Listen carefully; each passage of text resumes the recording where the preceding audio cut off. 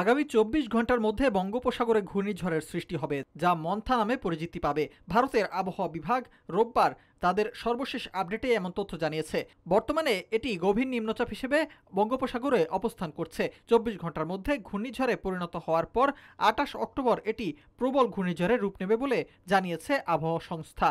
সর্বশেষ তথ্য অনুযায়ী ঘূর্ণিঝড়ে পরিণত হতে যাওয়া গভীর নিম্নচাপটি বঙ্গোপসাগরের পোর্ট ব্লেয়ার থেকে ৬১০ কিলোমিটার পশ্চিমে, চেন্নাই থেকে ৭৯০ কিলোমিটার দক্ষিণ পূর্ব দিকে, বিশাখাপত্তনম থেকে ৮৫০ কিলোমিটার দক্ষিণ পূর্ব দিকে এবং ওড়িশা গোপালপুর থেকে ৯৫০ কিলোমিটার দক্ষিণ পূর্ব দিকে অবস্থান করছে।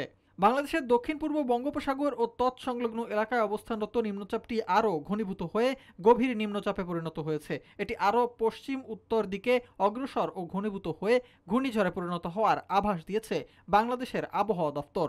বাংলাদেশের আবহাওয়া অধিদপ্তরের সহকারী আবহাওয়াবিদ কাজী জেবুন্নেসার দেয়া বিশেষ বিজ্ঞপ্তিতে এমন তথ্য জানানো হয়, যেখানে বলা হয়, গভীর নিম্নচাপটির প্রভাবে দেশের ৪ সমুদ্রবন্দরে ১ নম্বর দূরবর্তী সতর্ক সংকেত দেখাতে বলা হয়েছে। একই সঙ্গে উত্তর বঙ্গোপসাগর ও গভীর সাগরে অবস্থানরত সকল মাছ ধরার নৌকা ও ট্রলারকে পরবর্তী নির্দেশ না দেওয়া পর্যন্ত উপকূলের কাছাকাছি এসে সাবধানে চলাচল করতে বলা হয়েছে।